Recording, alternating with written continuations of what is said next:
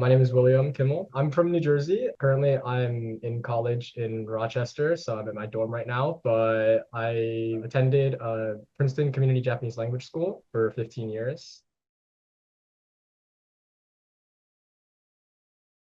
When I was around like elementary school age, I think the biggest hurdle was conceptualizing why it was important for me to be learning Japanese, right?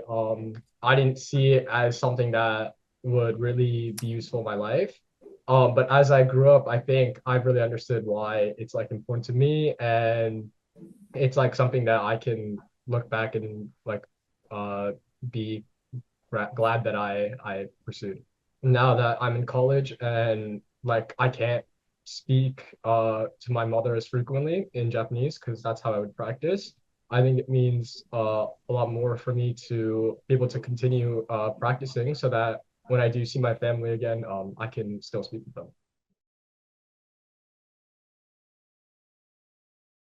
Now I've found that listening to Japanese music has actually helps with some like vocabulary and things like that. I enjoy music a lot, and I think it's sometimes difficult to hear what people are saying sometimes when they're singing, but just like reading lyrics and things, it's pretty insightful sometimes.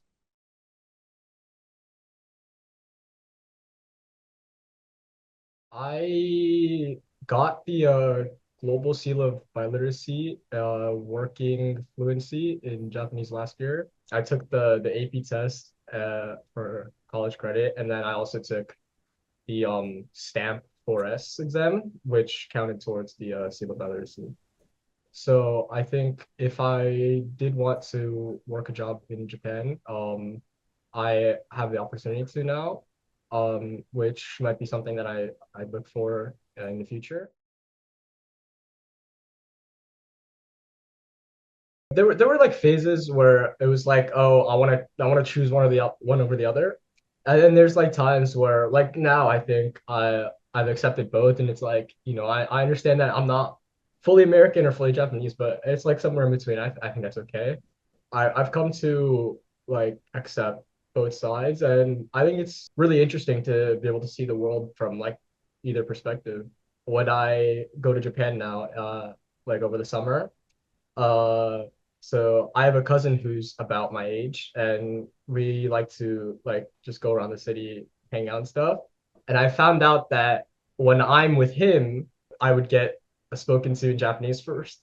But my dad, who's American, when we go somewhere together, then I get spoken to in English. When I go out alone, I've seen that it is almost like a 50-50 split. Like some people will speak to me in Japanese first, some people speak to me in English first.